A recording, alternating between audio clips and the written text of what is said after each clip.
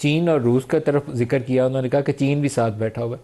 बहुत से लोग ये पूछते हैं कि चीन और रूस बैठे हुए हैं तो क्या करेंगे, अमेरिका को इजाज़त देंगे कि कभी वो वेनेजुएला पे कर ले, कभी किसी और पे कर ले, कभी अब ईरान पे चढ़ दौड़े और अपने उनके इंटरेस्ट कंप्रोमाइज़ होते रहे।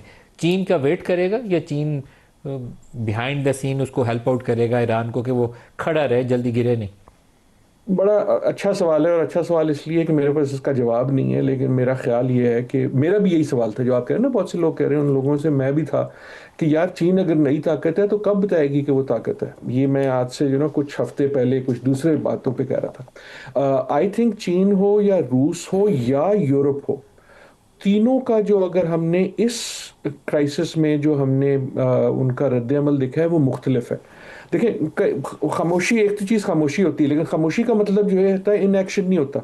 इंटेलिजेंस की हद तक, शायद इवन मटेरियल हद तक, एक सवाल जो दुनिया में पूछा जा रहा है, अमेरिका में भी, वो ये है कि यार ये इसराइल के ये ईरान के पास इतने सारे ड्रोन और इतने सारे मिसाइल खत्म क्यों नहीं होते?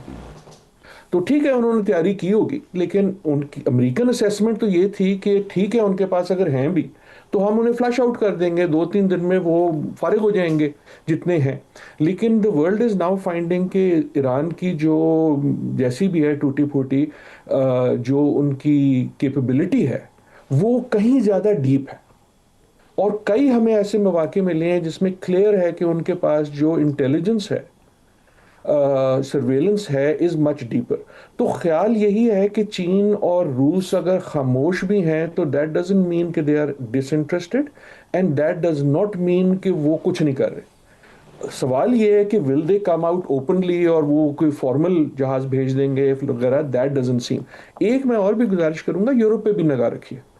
ये जो जुगतें चल रही हैं स्ट्रैमर में, यूके और यूके के प्राइम मिनिस्टर और यूएस के प्रेसिडेंट के दरमियान, ये कोई नॉर्मल चीज़ नहीं है।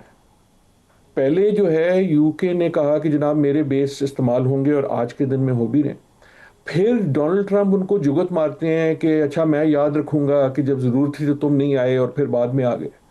स्पेन वो मुल्क है जिसने अमेरिका को नेटो के होने के बावजूद कहा कि हम तुम्हारे जहाज यहाँ से रिफ्यूल नहीं करेंगे क्योंकि ये जंग इलीगल है।